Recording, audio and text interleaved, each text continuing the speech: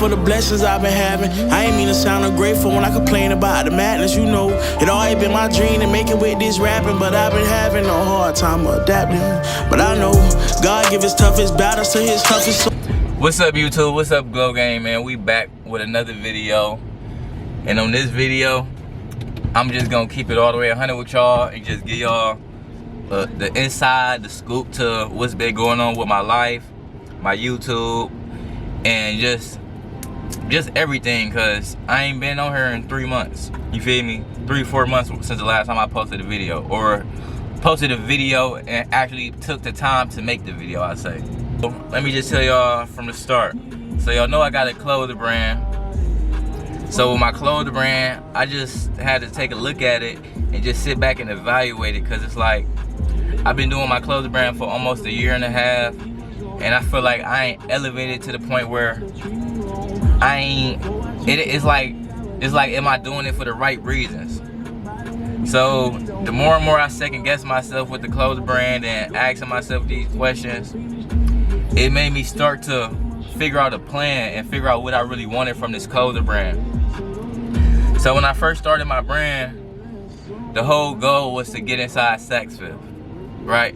That was the goal. Like, it's good to dream big, but it come to a certain point in all fairy tales where it's time to get to face reality. And I feel like that's what the type of stage I was going through with my clothing brand.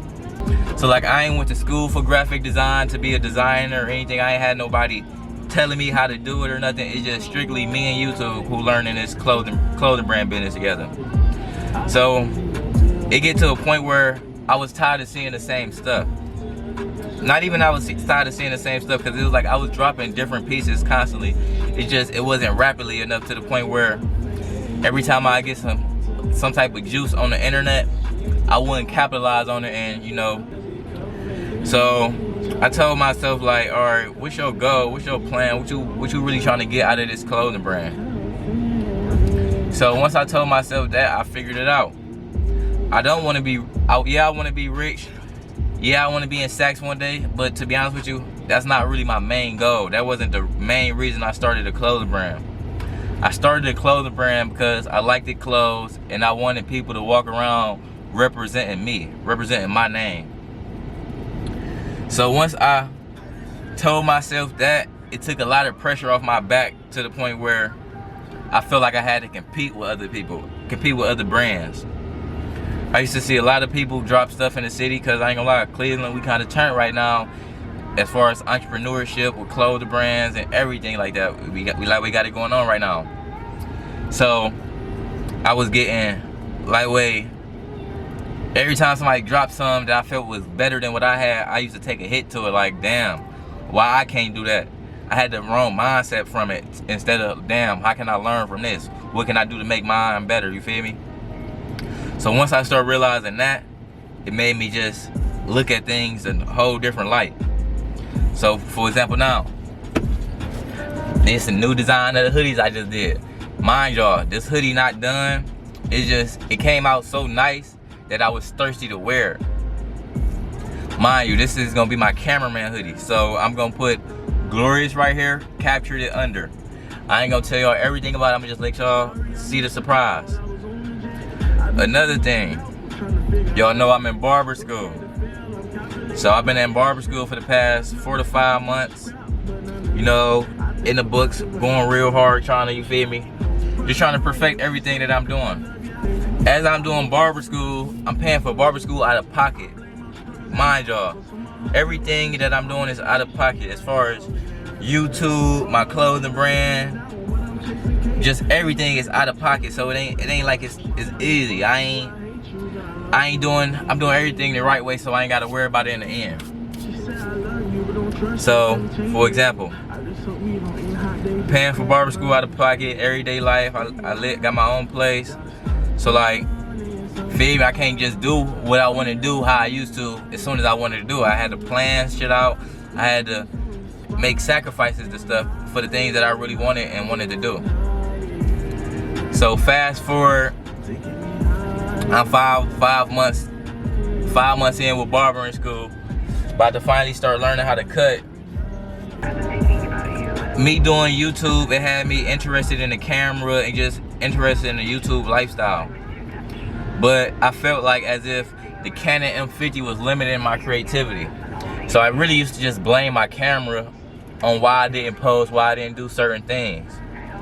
But it took for me yesterday to see somebody at the basketball game yesterday shooting sports, and it really blew my mind, because when I asked him what camera he was using, the camera looked so professional, y'all. The camera he was using was a camera that I had this whole time, the Canon M50. So it took for somebody else to show me that they can use this camera good, just for me to even think, oh, let me give it another chance.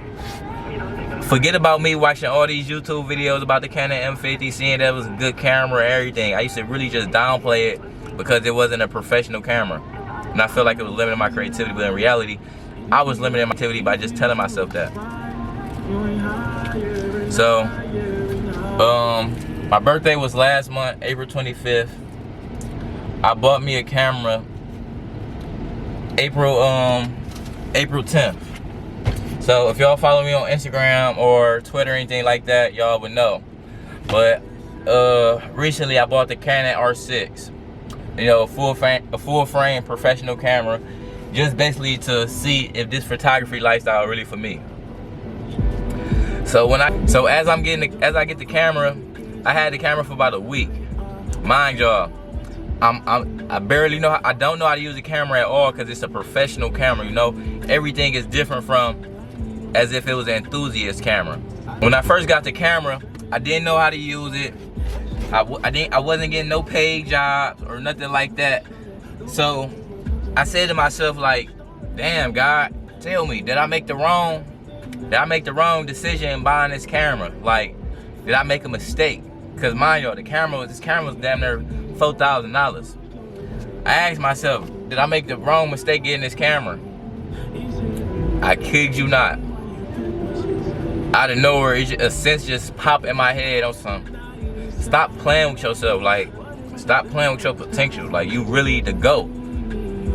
Cause everybody tell me how I motivate them. I'm this and that.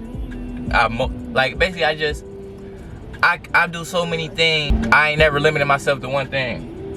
And since everybody else can see that in me, I said, why I can't see it in myself? So at that point there, I started seeing my true value and my true worth for everything that I do.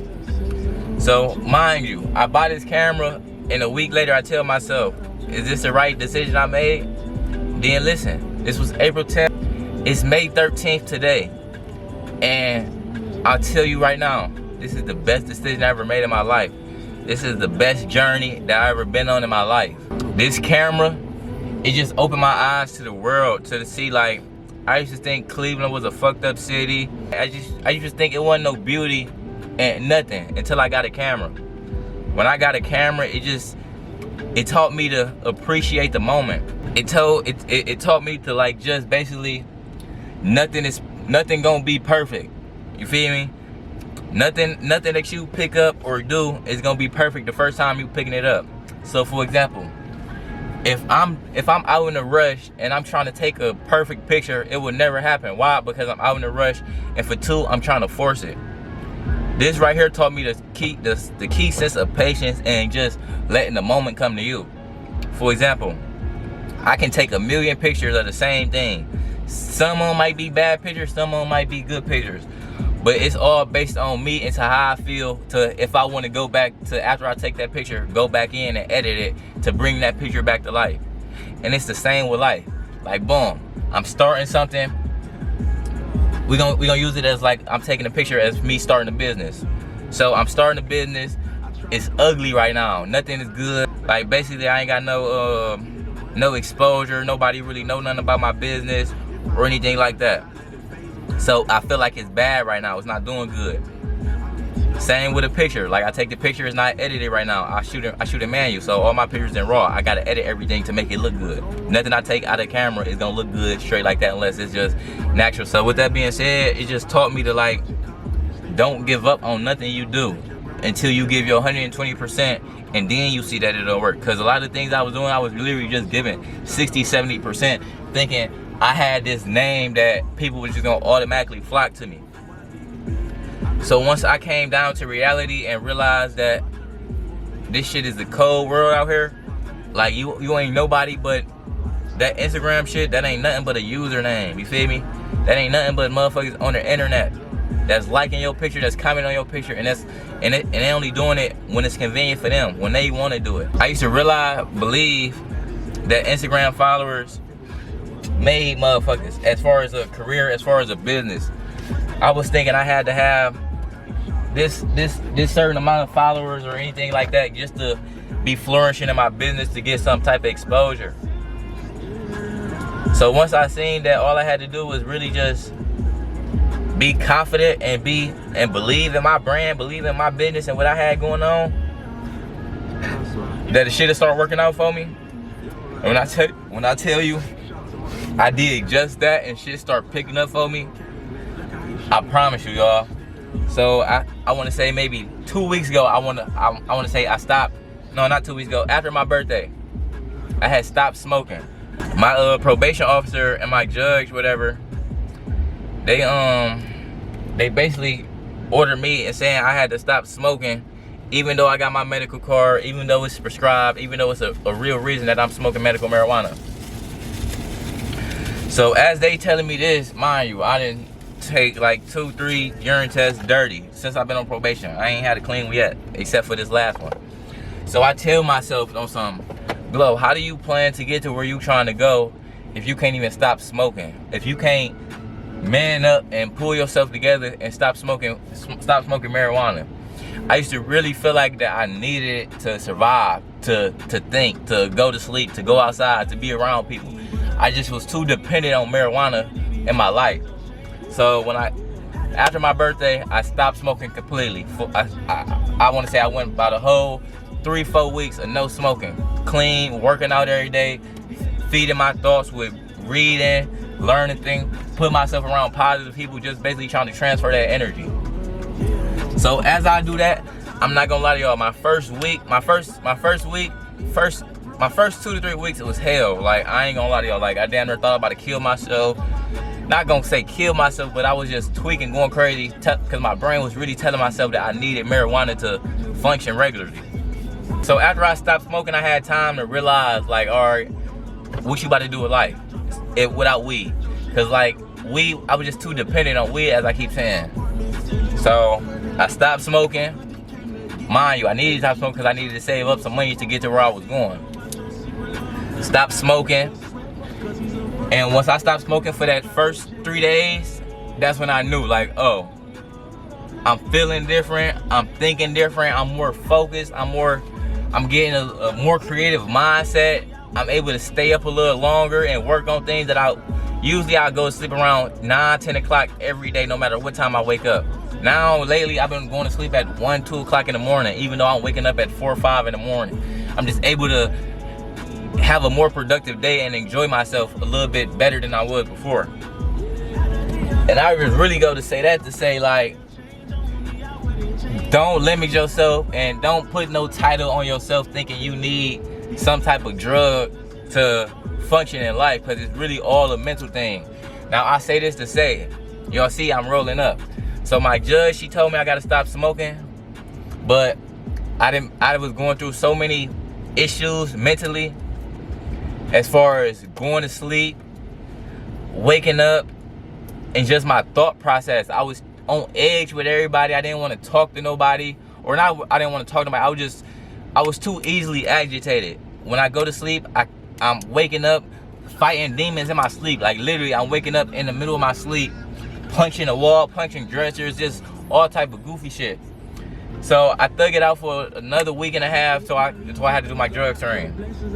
After I do my drug screen, I go right to my probation officer. She wasn't there, so I relayed the message to her coworker and tell her, like, I understand y'all want me to stop smoking. I stopped smoking and gave y'all a clean urine test just to prove to y'all that I'm not abusing this substance. I don't need it. I'm not dependent on it, but I do got a problem. That's why I got my medical marijuana license. So, like, if I'm doing everything right in my life, it's been almost 2 years now since I done caught that case. And if I'm doing everything right and elevating in every aspect of life, why would marijuana be the reason I gotta go sit down, especially if it's prescribed, you know? So once I told myself that, and like, I ain't gonna let these people dictate how I'm gonna go about life, because, like, mind you, the judge can, you know, she can come tap into my life and see what I got going on. Like, everything is everything. I got so many people that have vouched for me, so many people that's rooting for me, because they literally seeing the change in my life day by day. Like, if you knew me 2 years ago, if you knew me the day I got arrested, and you was to meet me today, you would say, no way, that's the same person. And I pride myself on that, because it's like, I was really lost. So it's like, now that I'm learning the value of life, seeing my self-worth, I won't ever even get back to that point to be lost again, you feel me? Because I'm so much educated about where I'm trying to get to, and I'm so serious in my plan. It's a hard plan. I don't got time for no distractions. I don't got time for no fuck-ups. I don't got no time for no missed turns, you feel me? I gotta go full throttle 110% every single day to get to where I'm going. And me smoking marijuana every day, it ain't gonna get me there. So like, that's why I revamped my YouTube page and changed my name, because it's like, my name was Baked with Glow. Yeah, we still baked with glow, but we got a category for that. It's a time and a place for that. It ain't every day. It ain't every second of the day where we gonna just be baking with glow, you know?